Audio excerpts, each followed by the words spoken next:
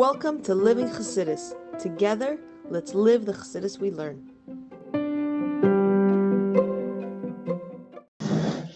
Okay, welcome everybody. We did it. That was awesome.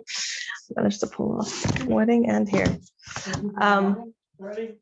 There's people what? Oh yes. Hi. Baruch Hashem, we have a few. Thank you. I just ran, so this is good. I'm glad. Okay, so we left off on page 9. Yeah, we left off on page 9. So we started this whole concept, and just to give a recap of where we are right now. We are still in the introduction, where Rabbeinu, yeah, Bachya. It's funny because, but that's one. I keep hearing people say Bachaye, but this one. Yeah. So originally, Shaar HaBitachon was actually written in Arabic. Cool. And then it was translated to Hebrew, and now it's translated to English. So I keep hearing people say Bachaye, but I think over here it says Bachya. Especially since it's transliterated to English. I know. So anyway, so our author starts the introduction by explaining all the benefits of having bitachon. He hasn't yet told us how to do it, although he does. I mean, the more you discover it, the more you processes, the more you do it, the more you get it. I'm sure everybody had a more bitachon filled week, or at least you attempted. Totally. At least Thursday. Probably by Shabbos it was whatever, but anyway, but we're what? In progress, exactly. We're all in progress. But we actually we're going to go through a bunch of the benefits, and then we're going to and then it'll there we go, that comes in handy. We're going to go through a bunch of benefits, and so that's the introduction. The introduction is all the benefits to having bitachon, and then it's how do we do it? Marketing technique. Yes, exactly. That's exactly. Yes. So I want to start with a story. If anyone hasn't yet heard, there was a chassid. This is one of his 3-part books. His name is Reb Zalman Jaffe, and he became very, very close to the Rebbe. And we have all of, I think it's 200 and I wrote it down somewhere. 260, it's about 260 letters. And he actually was from England, and he used to come twice a year. One of them was Tishrei, and he was one of the first people that chartered an entire plane from England. He's very, very wealthy businessman. And Baruch Hashem, at what point in his in the 260 letters that he received from the Rebbe, at one point the Rebbe literally gave him specific advice about business, do this or don't do that, get into this deal, don't get into this deal. And at one point the letter the Rebbe wrote was, don't worry so much about business, more bitachon, more parnasa. And I think that story from a wealthy businessman who has so much on his shoulders, and we're gonna later on in the class, I'm gonna tell you another amazing story about him. He has so much on his shoulders, and the Rebbe reminds him, more bitachon, more parnasa. It's a correlation, more bitachon, more parnasa. And I think that's a great way to start our shir for today, because today our author is going to tell us about, the book is called My Encounter with the Rebbe. This is the older version, and the newer version looks dropped different, but I think they're still in print. There's 3 volumes. Very, very, very good. So in addition to this being a bitachon share, it's also a book club. If you haven't noticed, I'm a bookaholic. So Reb Zalman Jaffe, he carried so much weight on his shoulders. He was one of the main donors for the big Lubavitch organizations in England. He had so many, business deals, companies, and the Rebbe reminded him. So for me, I'm living with this for 2 reasons. One is a personal reminder. If this is someone with such weight on his shoulders, how much more so with me, I probably have a little bit less weight on on my shoulders.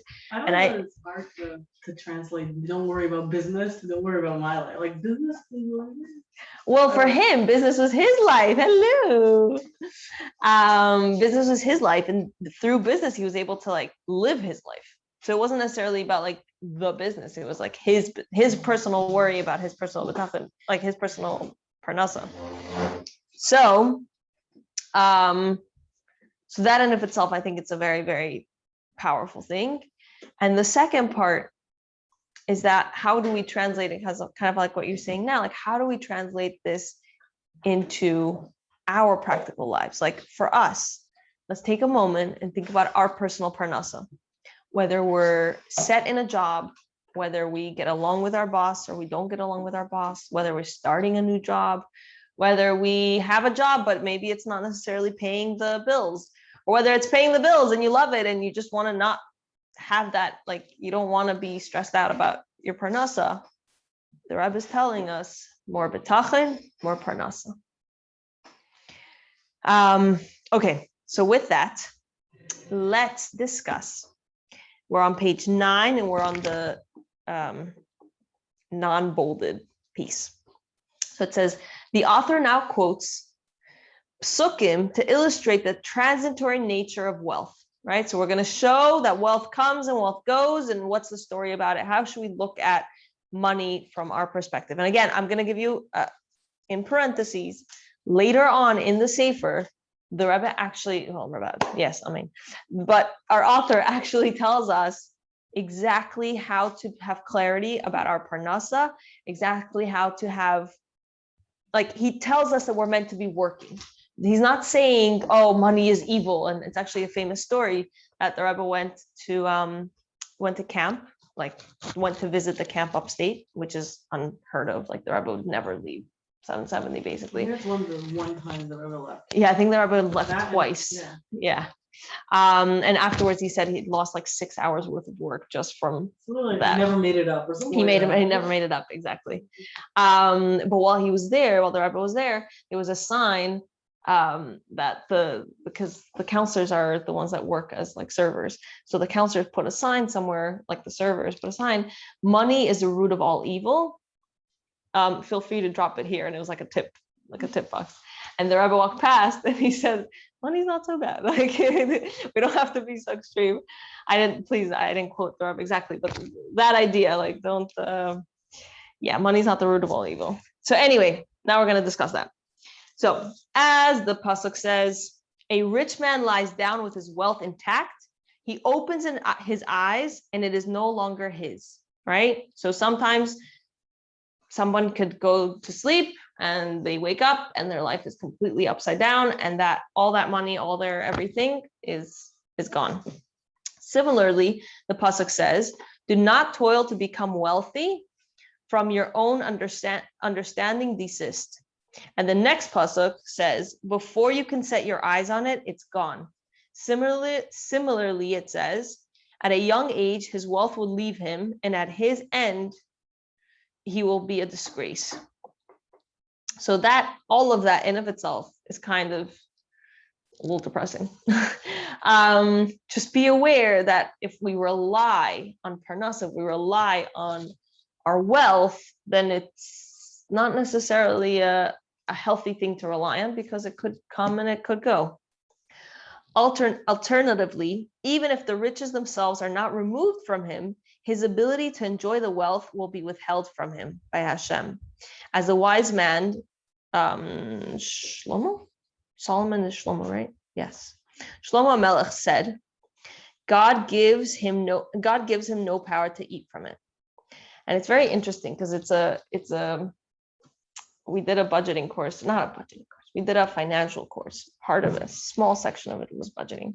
And one of the important parts that we discussed was how important it is to keep an eye on, not on what you earn, but on what you keep, right? So sometimes we feel like we're earning so much, but in the end, it's like, and it all disappears. And people with a lot of money could literally be living month to month.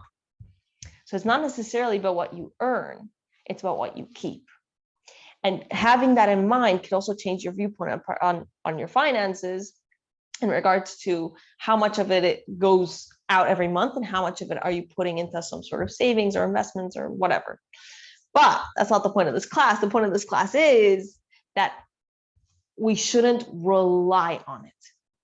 It comes and sometimes it goes, and we should do our part to make sure to put it all in the right place, but we shouldn't rely on it. Okay, turning the page to page 10. If Hashem doesn't want him to derive any enjoyment from his riches, why then does God leave it in his possession, right? So if we're saying that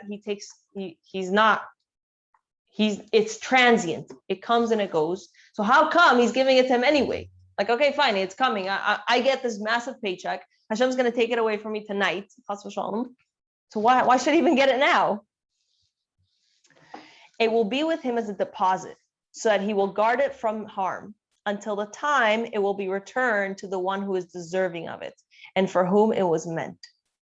Right? So that parnasa may not be mine. It's technically someone else's. I'm just holding it in my bank account until it's time to give it to someone else. But having reliance on Hashem helps us see that, like, being that it's not set, being that my paycheck is not set, every single thing is not the only person, the only thing, the only I can rely on is Hashem. Because Hashem can put it in and Hashem can take it out.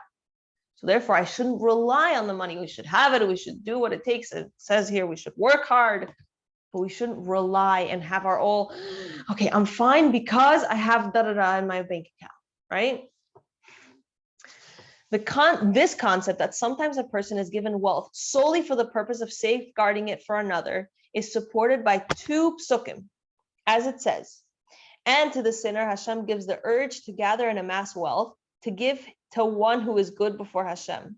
As it says, the wicked man will prepare and the righteous man will use it, and the innocent will divide the money amongst themselves.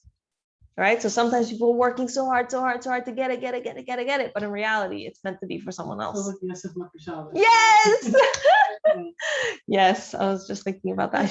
I should have brought that book. My kids have it. Yeah. I was thinking, like, practically, how do we, like, have that perspective of, like, not this perspective, particularly about, like, not seeing it as art? Like, how does that work? I know it's also a midah that you need to have in order to give tzedakah properly.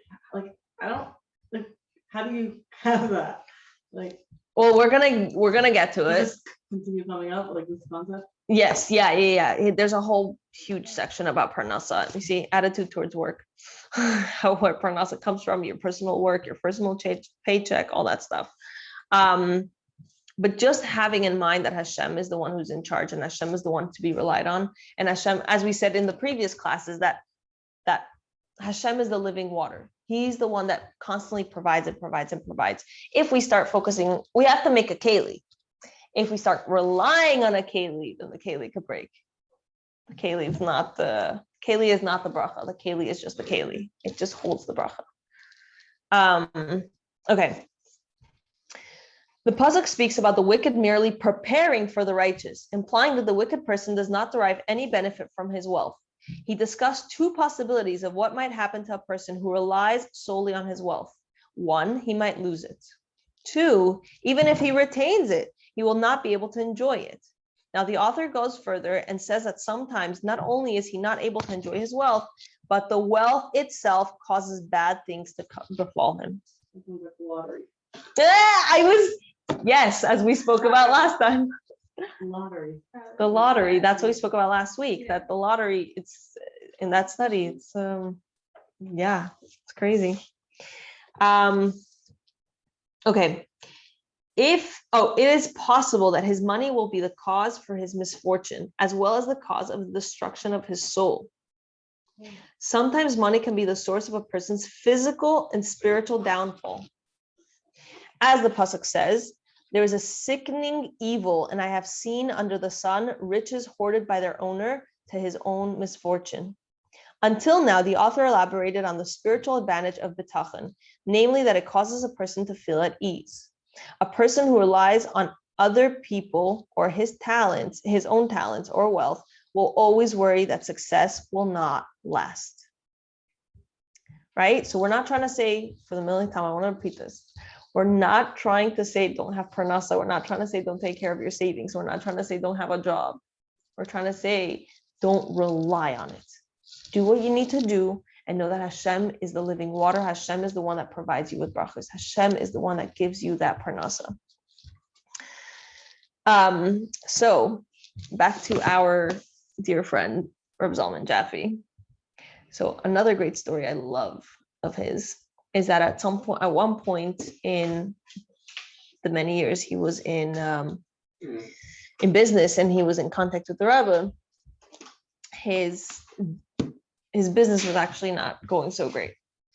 And he would write the Rebbe like, what do I do? What do I do? How can I fix this? And he was back and forth about it.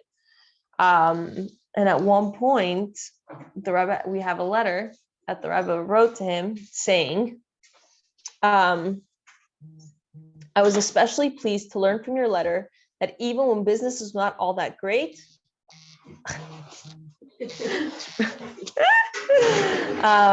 to learn from your letter that even when business was not all that could be desired for a while, you maintained your charity at somewhat higher of a tenth. So he not only gave Meiser, he gave even when business was not doing great, he gave more than Meiser, which showed that your faith in Hashem did not weaken, and Hashem does not remain in debt and rewards generously, so that before long one can see that one's faith was justified. And then business started to go back up. And it's actually interesting because the Rebbe explains that by giving generously, even when business was bad, the Rebbe once wrote to him, you confidently and completely realize that Hashem is your partner in business. The more tzedakah you give, the larger is Hashem's share in the partnership. Yeah. Which is, exactly, whoa.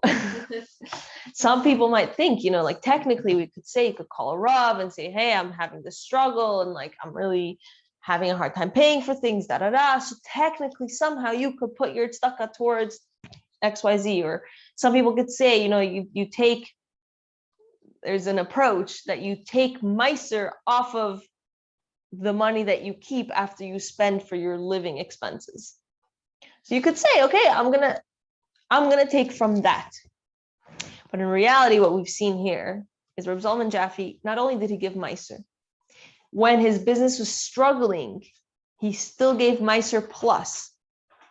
And then he saw his business flourish, and the Rebbe showed him that it's how much bitachon he had and how much emunah he had, that Hashem is going to be, Hashem is the one and only that gives me the bracha of parnasa. And the more I show Hashem, I am committed to this belief, and he did so financially where it hurts, in the pocket. He did so financially. The more he gave into the partnership, the more he gave Hashem, the more Hashem had a partnership with him in his business, and the more he was able to succeed. So having this mentality, this mindset, that Hashem is the one who gives me parnasa, Hashem is the one who gives me the paycheck. Yes, it could come as my boss hands it to me, my da-da-da-da-da, I'm working so hard. Hashem is the one who decides, and Hashem is the one who decides how much you get to keep from it. So having that in of itself, the more you have that, the more Hashem has a partnership in your personal business, in your personal finances. Yes, go for it. So how much of it is like making a keli physically and like berachos? Like last night, I don't know if you heard the Mishay event, if you heard the speaker, whatever. So like there are two different stories where one woman spoke and she was like, this guy came to my shul and like my husband told him to put on tefillin, and then like all of his problems were fixed basically. And then the other rabbi basically said the same story, but like a different situation. And like the guy put on tefillin, everything was fine. And that's like making the spiritual keli. But like, how much is it? How much do you think? Because then like you're relying on that kind of. So you're relying on like what? Meaning that the fact that he to make the bracha come. The fact that this guy put on tefillin. Yeah. If I put on tefillin, then my life is going to be all good. Whatever. Then Hashem will give me X, Y, and Z. Like whatever it is that you want. So that's the thing. I think you make the keli, you don't rely on the keli. Right. It's like Also physically, like you have to go to work. You can't just like stay home and Put on ask tefillin. for money. Yeah. yes, you definitely can't put on tefillin at home, that's for sure. You have, and again, it's not about how much you do per se. It's a different discussion, which he actually discusses how much you should put into your work. It's not about how much you do per se, it's about your mentality with it. You know, so we have to make sure not to rely on the spiritual keli rather than and forget that, like, so you can look at it as like a spiritual charm, you know, like Right. some Right. people So do that. the putting on, which is actually But funny if because you- I'm gonna if finish you off just, with a like, story sit on and that. meditate, have bitachon in Hashem, like let's say the story was that like this guy had cancer, and like he did tefillin and then he was cured. So meaning if he was just like had faith in Hashem to fix him, like then what? Nothing. Like he had to do something. So then it's like, well, it's because he did something that, And that's the you know what I balance. mean? He had to do something, but he had to also realize that doing something isn't it. You have to make, it's like you go to a faucet and you turn it on, right? The water's just going. How are you going to drink it? You have to make a cup. You have to hold it, to shape it. Back in the day before there's plastic, to shape it, and then you have to put it in the faucet. Then you're able to hold. But you have to realize the water is not from the cup. The water is being brought down by Hashem. So you're saying like this guy's healing was coming down, let's say, but he wasn't the keli to receive it, maybe? Yeah, or sometimes the way the mashal that is given more commonly in like Chassidus is that the keli is there, the bracha is there. We just have to align the right hose to it, so to speak. But we have to realize that our alignment is just receiving from Hashem. The tefillin in of themselves is not, it's leather boxes and parchment, right? What it does, it connects the Jew to his source, to Eibishter, to Hashem, and there through that, then he's able to bring brachas to himself. Right? So he has to do what he has to do. Absolutely. He has to not rely on that. It's like going to the doctor. You have to go to the doctor. You have to, if chas v'shalom, not you, but if somebody needs to go to the doctor for whatever reason, he or she has to go to the doctor. But the doctor isn't the one who makes you healthy. The doctor tells you what are the things he believes to hopefully make you healthy. And Hashem is the one who's going to either make it happen or not make it happen.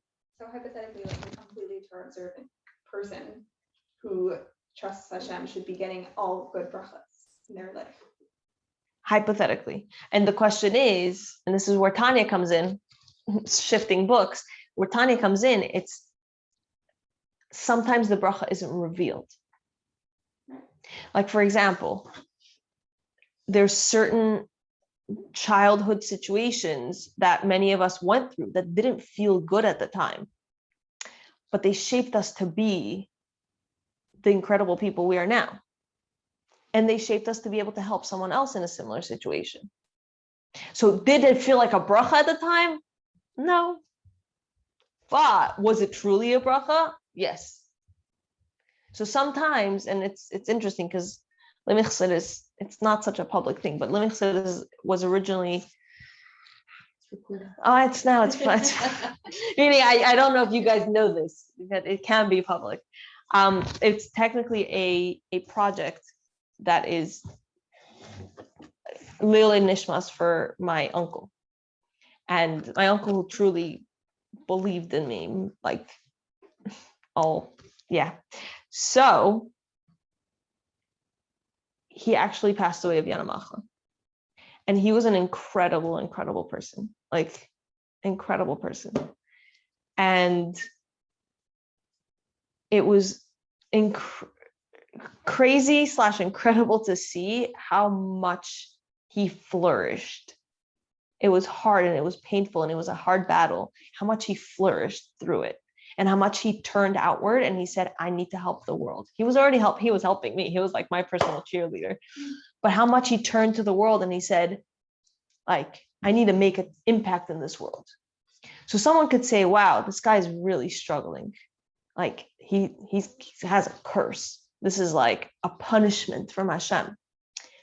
He didn't see it that way. He's like, this is a bracha that's not revealed. And for some people it was revealed, because some people really truly got to see the incredible person that he was.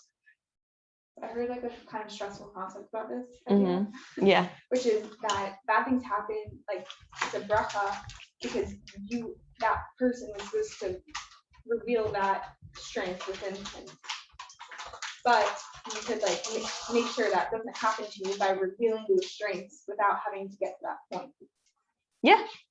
That's like a stressful part. You know what I mean? So like, yeah, like do all these things otherwise, like because I'm gonna give you bad things. No. You see, okay, so that's the thing. And then reveal my good stuff. So like I have to reveal it now, and I have to figure out what I can reveal now without like, you know. So that's on yourself to reveal. But that's the thing. Again, that's yes. Okay, let me restate what you just said. I'm not actually shocked.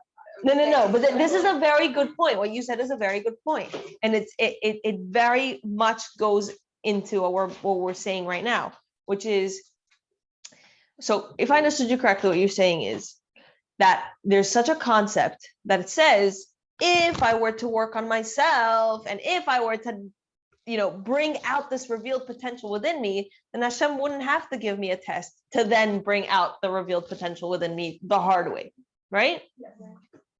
So the answer is yes.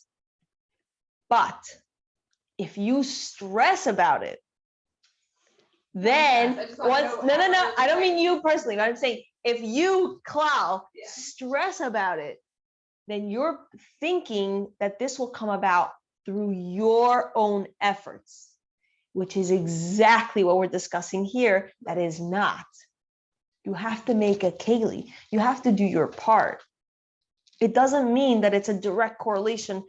If I don't so I'm gonna go get punished and right? So that's even saying that, like with personal growth, you do your child and Hashem kind of makes it whether it works or not. Exactly. But remembering that so Hashem is the one. Your personal growth is not even in your control. Correct. Basically.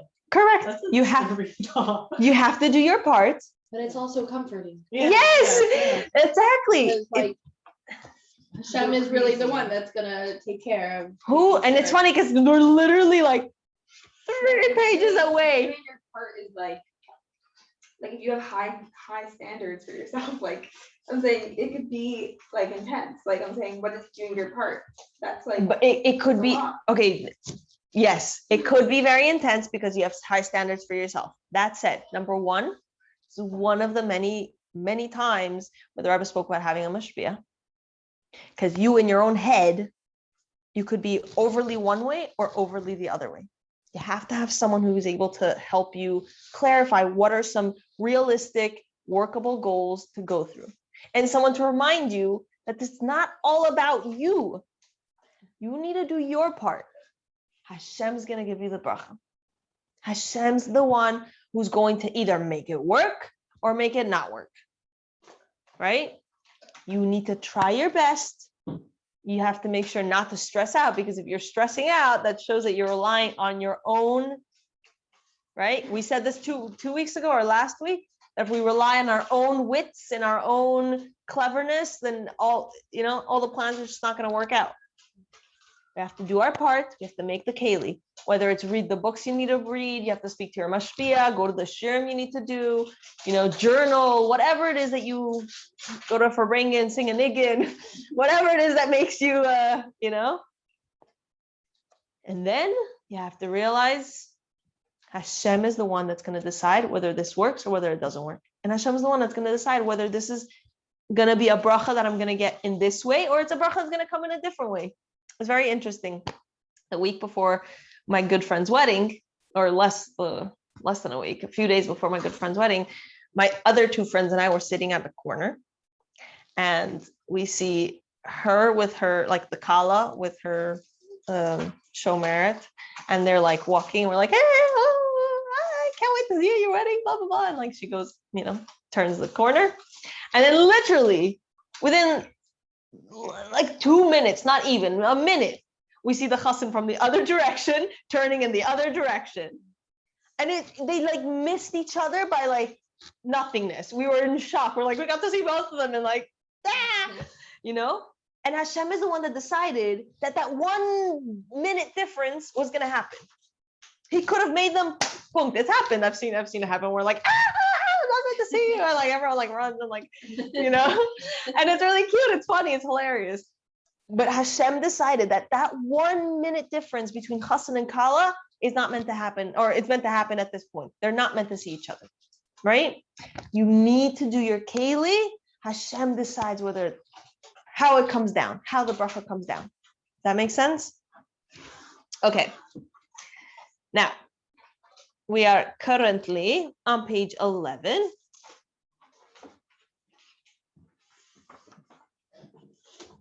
Did I know? Okay. Okay, page 11 in the section that says independence. Now the author moves on to list another Torah advantage of Bitachon, right? Because we said that there's advantages from Torah perspective and from your Gashmis perspective. So another Torah advantage of Bitachon.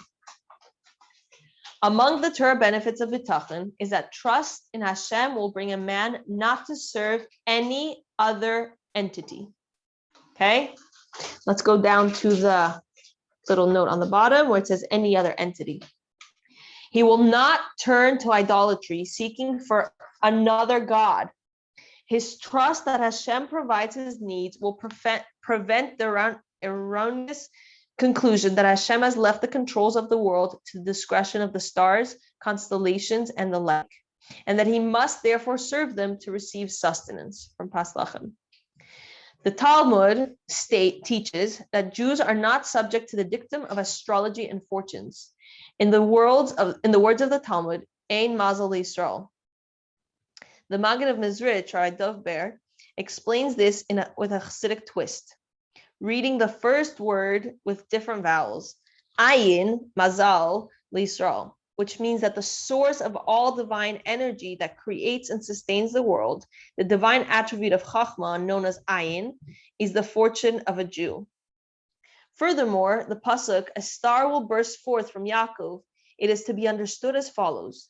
When the dictums of astrology and fortunes, a star, are drawn down to have effect on the world, burst forth, it is because of the nation of Yaakov, namely through their merit, for their success. Oh, and for their success. So I get this question often. That comes from tomorrow's Chitas. The Star Wars. It's this week's. This week's Chitas. Yeah, right? Nice. Yeah. Beautiful. When you look at Chitas tomorrow, then you know. I was gonna say, how do you do it? I was gonna say, I'm like, English. When you read and you get caught in the story. I'm like, know the story. Because it's about Balaam and Balak and all. Beautiful. Pretty famous. You guys are learning them. Yeah, but I've never done tomorrow's. That's very impressive. Baruch Hashem. I was just looking at the next story. She's preparing. Oh, I got someone to. Yay. Okay. Help me like figure out who it was Oh, okay. So here's what we're saying. I get this question very often. What's the deal with horoscopes? What's the deal with astrology? What's the deal with all that? Like, what's the Jewish perspective? What's the deal with Balak in this week's parsha? What do you think? That's a whole other. That's a forbidden. That's a whole. Actually, in today's chitas, if you go and you listen to Rabbi Gordon in his Chumash shir, he actually discusses it and why is it that he had nevuah, and how does it make sense that such an evil person had nevuah? Is because that way we can keep equal balance. Because if only Yidden and Heilige Tzdikim had nevuah, then we would all technically choose that path. So just as an FYI. Anyway, so when it comes to horoscopes, when it comes to all these, we all know, we've all done these like quizzes. We're like, oh, you're this color, so therefore da-da-da, and you're like this flower, so therefore da-da-da. What month were you born in? What rock is your month, and what does that mean? So we all know that there might be some truth and there might be some like whatever, less than truth in some of these things. That said, we realize here very clearly that we live above that mentality. Whether there really is some truth, as we said here from the Maggid of Mezrich, like maybe let's say there is some truth to some of this stuff. That said, it is all based on the Yidden. It's not the other way around. It doesn't have power over us. We have power over it. So I once heard from my mashpia that if you read that stuff, just know that you can go above and beyond it. So it's My friend's father, yes. he's incredibly talented at reading stars and knowing people's future. He's from, but he just has this talent, and he doesn't do it for Yidden, but like he'll like know about like the guy that worked for him, like what's gonna happen to them. And my friend was just saying like with Yidden, whatever he read, like even if he notices something, like things change by them. Yes. Don't by the guy, and it's like which is cool to hear from like a modern like nowadays, and Yeah, that's exactly it. So we are above and beyond that. Whether you read it or not, whether there's truth to it or not, just know you're not held within those limits. You're above and beyond. Yeah, I only cry all the time because of my cancer. Well, guess what? I don't cry all the time. Exactly. Okay, so now back to the main topic. Among the Torah benefits of Bitachon is that trust in Hashem will bring a man not to serve any other entity. He won't need to place his hope in man or expect anything from other people. Now, take a moment, let's process this. How many modern psychology whatevers are talking about having self-confidence and don't worry about what people think, and what do you mean don't let people's I don't even know the like slogans because I don't really pay attention to them, but I see so many of these memes and people's like statuses and whatever. It's like, be you, don't care about what anyone else says, like stick to your own blah blah blah. Right now we're gonna learn the Torah proper perspective on that mentality. Okay, let's go for it. So he won't need to place hope in man or expect anything from other people. As a result of self-reliance, he will avoid many behaviors that distract him from divine service. He won't need to be subservient to them in order to win their favor, and he will not feel the need to flatter them. Big deal. Big deal. 1 second. He will therefore, we're page 12. He will therefore not consent to spend time with them on matters that are not related to the service of Hashem. He will not be afraid of their wicked behavior, the repercussions of not flattering them, and he will not be fearful of their arguments with him. Let's take a moment. Like, that takes a lot of self-confidence. and it's like takes also Or confidence in Hashem. sensitivity, like some confidence in Hashem, not self-confidence. Confidence in Hashem. That's exactly it. Reminds me of, sorry, no, it reminds me of like today's Yidden Hammer. So like, I'm thinking about the Frierdiker Rebbe, and it reminds me of the famous story of the Frierdiker Rebbe where like the guards, or maybe it was the Alter Rebbe, I don't remember. But in prison, the interrogators, you know, they were trying to scare, or any Hasidic Rebbe for that matter. The gun. Yeah, and like the Rebbeim were so not afraid of the prison guards because, or the KGB, or the Russian government, or whatever. Or Obviously, whoever they was did the. what they needed to do to avoid getting caught or putting other people's lives in danger. Right. But when it came to them and themselves being in prison, they knew they had nothing to fear because they just relied on Hashem. Yes. What about Yes. like those things with like, I know how to say like you're there above his eyes or whatever, like what Yeah. about that other Yid, like when it came to KGB, you know, even Yidden. Right.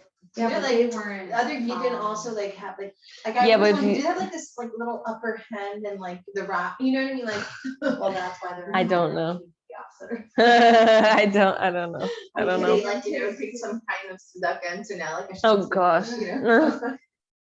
You have to think, you can't think too deeply. No, about other people. You have to Well, look Yeah. at you you and know what, your the Tanya's like, whether you tripped on a rock or someone made you trip, it was meant to happen to you. Anyway. Yes. Correct. It's just like Correct, the correct, correct. situation. Yes. Also, that why does a person who's killed someone by mistake have to run to an Ir Mikla, like why does that family want to get revenge on them or anything? Like why do they have to, it wasn't their fault? Right. Because if that happened through their hands, they obviously have to learn something about it next. Yeah. Also, think like this thing that like not being scared of others, what others think, you have to have that peace with yourself of what you're doing is correct. When you connect yourself with Tara, you know, like, hey, this is the source I rely on. Yes. I think other people, they're choosing something, but they didn't choose it completely. They're not completely sure that it's what they want. So then when someone disagrees with them, it's like touching a sore topic. They gotta be like, don't disagree with me. I'm living my life. You have to like, They have to set a much harder boundary on it because they themselves are so shaky about it. Yeah. But if we're doing something that's according to Torah, that we have clarity that this is the right thing. It's funny, I see it in parenting a lot. Not like that, but I see it in parenting a lot. As long as I'm clear about what are the expectations and what I'm going to do or not going to do, everything goes very smoothly. Once I get shaky on things, then like I was gonna say, you're gonna she's nodding. Once I get shaky on things, then everything is like, and even if I never say anything, but the kids can tell. They can tell that I'm like anything. Yeah, like putting. Yeah, or you know, first we're doing this, then we're doing that, or we're having this for dinner instead of that, or what's for snack. Like certain decisions, it's like, okay, this is what it is, and somehow I exude confidence in it, and like, but once I'm shaky, it's like, and then I have to do more of like a, okay, guys, let's work harder for it. You know, like it's harder when we don't have that clarity. So yes, having the clarity that Hashem, that we're doing what's right and that we're doing things according to Torah gives a lot of that. So again, it's not about self-confidence, it's about confidence in Hashem, like you said. As a result, he won't feel pressure to join them in their inappropriate behavior. Rather, he will divest himself from their favors and the bother of being gracious to them, as well as from the obligation to pay them back for any good they do to him. If he needs to rebuke them, he will not need to be careful from offending them. And if he needs to shame them while rebuking them, he will not be embarrassed and he will not praise their false ways. So here we're going to go down to did we get to that piece yet? Oh, no, it's lower down. Okay. So basically, if at any point in time we have a situation, and this is one of the reasons I was recently I do this all day every day. I was helping someone with a certain situation, and usually when somebody asks me for advice about things, I always, step number one is making sure that we're doing things according to Torah. Whether it requires, even if it may seem like it's not a Rav question, like sometimes it's like, let's call a Rav, let's make sure that like there's nothing here that could be, you know, iffy or that should be one way or a different way. But once we have that clarified, and it's like, okay, now how do we deal with the other person? And sometimes dealing with the other person means that sometimes we don't need to deal with the other person. Like it's a rare situation, but sometimes it's just better to not even get into it. But when we feel like we rely on them, like for example, I've heard this situation with shluchim where I'm part of this fundraising course, the WhatsApp group thing, and somebody asked on there, like, once you get a board and they have a lot of power over the Chabad house, let's say, so what happens if they start to ask for things that are against Torah? And once somebody has a lot of power over the things that happen at a Chabad house or at a shlichus or at your job, let's say they start asking at your job, they start asking you something that you don't feel comfortable over or you don't feel comfortable about, then what? And so this is where it's that mindset where we have to shift ourselves and we have to say, what does Hashem want from me? Because we have to know that bracha is not going to come from anywhere else. As we said in the previous page, like we can't rely on the idols. We can't rely on the stars, the constellations, it's not coming from anywhere else. The bracha is only coming through Hashem. And as long as you know that you're doing things according to Hashem, then you're able to have the power to say, okay, this is something I don't feel comfortable with. Which is very interesting because once you learn Torah the proper way, then you have what we call moral standards. You have guidelines of what's right and what's not right. And then you're able to figure out. And that's why some people they're like, why would I need to call a Rav about what my boss is asking me? Because you have to figure out whether this is in line with what Hashem wants from you. If this is in line with what Hashem wants from you, then you can have the confidence in Hashem that even if you don't do what that person said, it's the right thing to do. Does that make sense? Okay. A man who solely relies on other people for his livelihood and success must ensure that he remains on good terms with them so that they will continue to take care of him. This can lead him away from his divine service in a number of ways. He might feel a need to flatter them or even join them in their inappropriate behavior, which he would never have done were he not dependent on them. Again, a situation where someone invites you to have a meeting at a non-kosher restaurant. And it's like, oh, I don't want to offend them. I don't know how I feel. Or for many people in the workforce, it's like shaking hands with the boss. It's like, oh my God.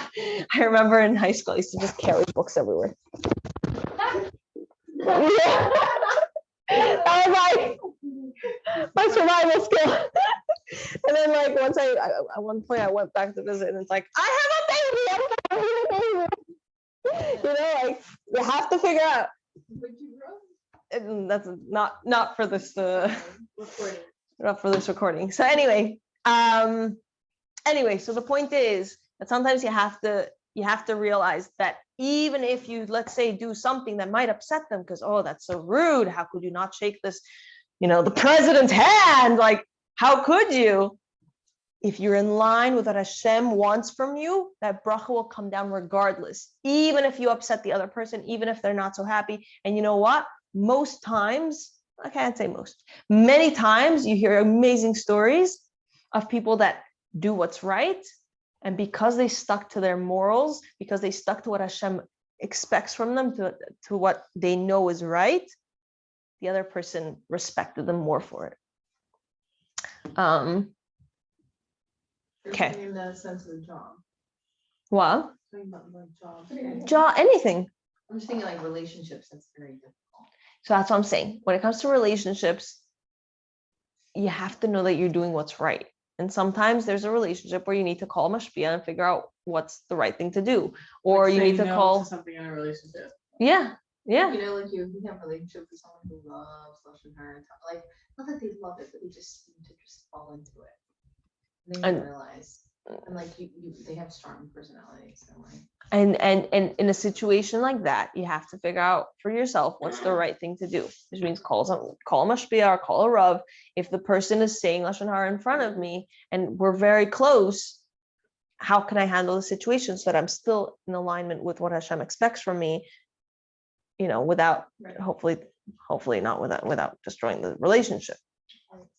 But we have to make sure that we're in alignment with what Hashem expects from us. Okay. He will not, blah, blah, blah, blah. In contrast, a person who has bitachon will not hesitate to rebuke them, even if it requires causing offense.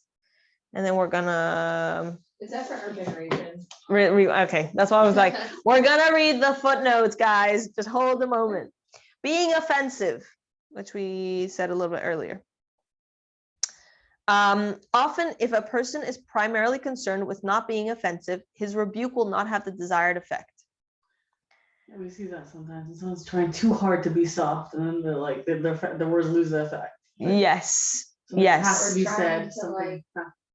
cater to certain people, it just looks fake. Yes. Never really nice. Or they just don't get your message. Yes, all of the above. It looks fake. That doesn't get the message across. And what's very interesting, even non-Jewish sources are openly speaking about lack of leadership and what's in our modern day and age. And what's leadership? Leadership requires a sensitivity to others, but the basis of leadership is standing strong with a certain moral value, a certain ideal, a certain something, standing strong in some way, shape, or form, which now is. Yeah, it's very hard. Many leaders, they bend to their admirers' every opinion. Yes, there's Even if they don't believe in it. money's at. Yeah. Either the money or the opinion or the votes or the whatever, whoever you're trying to make happy, that's what you say, what they need to, but you can tell. And suddenly that in of itself creates a non-trustworthy relationship. When you feel like somebody's just, it's funny, in a very small example of this, but sometimes you go to an event or a l'chaim or whatever, and you're like having small talk with someone, and like they seem to always agree with everything you're saying, even if it sounded like they're going in a different direction, and suddenly they're like, oh yeah, the weather, I love cold weather. Wait, you like warm? I love warm too. You know, it's like, and like something feels fishy. Like it just feels uncomfortable when people do that. So too with us. We have to realize that sometimes we have to stand strong with what we believe, even if it's not the most popular view. And Cold weather. trust me, I know. Yes, the cold weather, exactly. Okay. Okay, now the other asterisk thingamabobber, square diamond thingy, requires that he shame them. In general, a person who rebukes another is not allowed to embarrass him. However, there are times when it may be permitted and even necessary to do so. So I would say, if you are in a situation where you feel that you need to shame someone or you need to offend someone according to Torah, please call a Rav and a Mashpia before you open your mouth. You can't do that for a Okay. situation, my friend. It's like on the moment, like, hi, what do we do? But that's what I'm saying. So So you asked me whether this is something that should be done in this day and age. Please call a Rav and a Mashpia before you open your mouth, and then figure out whether that's the right thing to be done in this day and age, Like, right? especially because- Basically, don't do it in the moment. exactly. Especially because Correct. Precisely. Err on the side of I think, caution. and the Yes. I feel like as a Yes. teacher, we've like learned how to, like, we've been given enough tools to know how to, if you wanna like, you know, guide someone in the right direction, like the way to do it without a whole run hearing. Do you know what I mean? Because you don't have the luxury to asking a Rav every single time you deal with this. You deal with it without shaming them most of the time. Exactly. And then you figure out what's the You know, there's like a difference Doesn't telling hurt, them and the then whole the whole round. round. Something shady. correct. Correct. Like, it doesn't need to be in front of people. Right. Kind of hurts though. Yeah. Right. So that's what I'm saying. That's what I'm saying. The answer is, you asked me whether this concept relates to nowadays. It's called, you have to ask your Rav about whether this concept relates to your particular scenario, with your particular person, with your particular da-da-da. Because I can't tell you this is not relevant to today. I can't say that. It's Torah. And Torah, it says that there's a time and a place for it. Now you have to figure out with your personal Rav whether that was the time and the place for it. I'm just thinking like that Martin Drava, where it's the revolutionizes that our generation is one where we don't use bitterness and only joy. Correct. And that's why we can't make a blanket statement that it isn't. I'm not a Rebbe, and I mean, you guys might be, but we can't make a blanket statement. So therefore, I'm saying, if you have a question whether now is a situation that Torah halachically would tell me I should shame someone, call a Rav and figure that out. It's not a yeah. Okay, so I actually. Yeah, but that's not what this is saying, like the book, which is interesting. I'm saying the book is saying a person who has bitachon will not hesitate to rebuke them, even if it requires causing offense. If it requires. Exactly. Yeah. Doesn't require. Yeah, Right.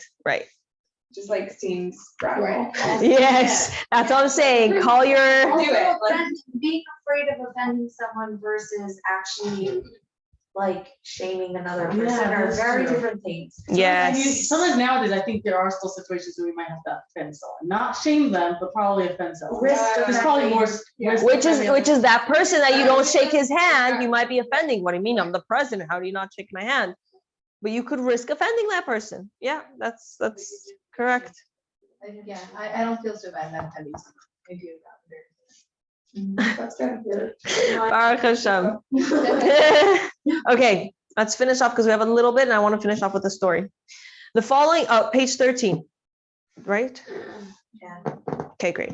The following psukim will support the above, that someone who trusts in Hashem can rebuke others without fear of repercussions and will be able to stand up to the wicked. That in of itself is huge. It's the first halacha. You should not be embarrassed. As the prophet says, but the Lord Hashem helps me. Therefore, I was not embarrassed. Therefore, I made my face like a flint, and I knew that I would not be ashamed. And as it says, fear them not and do not fear their words. And at the end of the same pasuk, it says, fear not their words and do not be dismayed by them. And as it says, do not fear them. And later in the same chapter, it says, do not be dismayed by them. As it says, as Shamir stronger than flint, I have set your forehead, do not fear them and do not be intimidated by them. Okay, very clear. When we know what's right and we have clarity about what's right, we can stand with our own 2 feet and know what, what's up and what's down. So I want to finish off with an incredible story. I told you I'm a bit of a bookaholic. So another amazing book I would suggest. It's called The People's Rabbi. What? Who's the author? Or who's the person? Rabbi Leib Kramer, and he was one of the founders. He was one of the founders of Chabad Lubavitch in Montreal. He is the heart and soul of everything. He's one of the survivors from Advatsk, one of the students of the Frierdiker Rebbe that had to go through Shanghai and Japan and all craziness in order to make it into safety after the war, during the war. And Baruch Hashem, he ended up in Montreal, and him and 8 other Bachrim that also survived together, they built the entire Montreal, and he was the main fundraiser. He was the main person who opened up all the yeshivas, all the schools, all the everything. Incredible person, amazing story. One of the beautiful stories that I love about this book is that Rabbi Leib Kramer used to connect his community to the Rebbe. So they used to write that whenever anything happened, they would tell him, and then he would write to the Rebbe, or he would bring them to the Rebbe with him, or he was the shliach that they had a kesher with the Rebbe, like to connect to the Rebbe. So at one point, someone approached him. He was a very wealthy businessman, and he approached Rabbi Kramer, and he said, my father is actually critically ill. Can you please write to the Rebbe? Like, what should I do?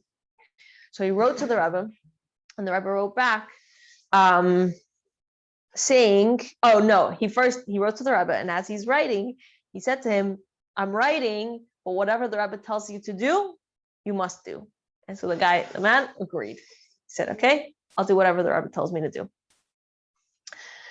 So at one point, he gets a letter, the Rebbe responded that the businessman should check his mezuzahs and his tefillin. Now, this businessman was not from. Tefillin wasn't exactly one of his things that he owned, nor did he put them on every day. So to check them, it's a whole other discussion. So he bought tefillin, he got them checked, and Rabbi Kramer said to him, it's obvious, if the Rabbi is telling you to check your mezuzahs and your tefillin, it's obvious that you have to wear your tefillin every day. Like, it's self-understood. So he did. And every single day, he put on his tefillin, and life continued. He got busy, right? Kramer obviously was a very, very busy man, and they kind of lost touch. They lost track of each other. And at one point, right, Kramer is driving, and he suddenly hears this car, like from this direction, and he's honking and honking and honking like a crazy person. And he looks over, and who's the driver? This businessman. So he suddenly pulls over. They both pull over on the side of the road. And the first thing right, Kramer asked him was, how's your father? So he said to him, Baruch Hashem, he's doing great. And I actually wanted to tell you a story. So here they are, parked on the side of the road, story within a story. The businessman tells him, all these years, I've kept my promise. Speaking of putting on tefillin, I've put on tefillin every single day. And then just recently, I had a very tough situation. I had a very, very crucial business appointment with a very wealthy person, and it could have been the make it or break it for my business. But this wealthy person, he's an eccentric guy. He has weird ways of doing things. He's very passionate and very lively human being. And one of his biggest pet peeves is punctuality. He hates it if someone shows up late. Like, he will close deals and say, no, I'm not doing it if someone shows up late. So he flew all the way, I don't know exactly where it was, but he flew all the way over there to go meet this person. And it happened to be that morning, for whatever reason, he woke up late. He missed his alarm and he woke up late. So this businessman who puts on tefillin now has a question. Should I put on tefillin for my father's health? I made a promise. The Rebbe told me I should put on tefillin every single day. But if I do that, I'm going to show up late. My whole deal's finished. Or do I, I'll skip it. I'll try and squeeze it in later. I'll try and during lunch break, I'll try and figure something out. Realistically speaking, he's like, I don't think I'm going to be able to do this. The eccentric guy is not going to really like me putting on tefillin in the middle of our meeting. So I don't know what to do. And he was back and forth. And he decided, this is a promise I made. I care more about my father's health, and whatever, it'll be what it'll be. So he put on tefillin and he went to the meeting, and the guy was livid. How could you show up late? How could you do this to me? And the businessman was trying his best. I'm so sorry. He was so apologetic. I feel so bad. Da, da, da. And at the last second, he decided, he's like, you know what? I'll tell him the truth. He told him the story about the rabbi. He told him the story about tefillin. And he told him how his father's health improved the moment he started putting on tefillin. And the businessman suddenly turned to him and he said, if this is the type of person you are, that you're willing to give up such a business deal that could really destroy your entire business, and you're willing to come late, knowing that I hate when people come late, and you chose all of that for your father's health to put on tefillin, I will make the deal with you on your terms. I won't even negotiate with you. Whatever you want, I'll keep it. And this is the beauty. When we know that we're doing something that's right, that we're in line with what Hashem wants from us, we have a confidence in Hashem. We trust that we're doing the right thing because Hashem is going to give us, Hashem is the one in charge. Hashem is going to be the one that gives us the bracha regardless. So why should we have to go slave ourselves to other people and their honor? I'm not saying don't be a mensch. Be a mensch. Be grateful when somebody gives you something, obviously. But it's our reliance on them. This guy could rely on this other super wealthy businessman that's, he's going to make it or break it for my business. Hashem is the one who's going to decide. And when we walk with such clarity, our decisions are just there's a different feel about us, and everyone can feel it. Walking with confidence in Hashem gives you, and this is what the topic of our this section is, gives you independence. It gives you a comfort. It gives you a stronghold. I want to bench everybody this week and for the rest of your lives. You should have clarity about what exactly Hashem wants from you. And if you don't, call a mashpia, call a rav, ask, what does Hashem want from me in this situation? So you can walk with that confidence that Hashem is with you and he's holding your hand and he's going to support you just like he supported this guy. And Baruch Hashem, he made that deal. And he still puts on tefillin. Chaim, it's Hashem. Continue next week.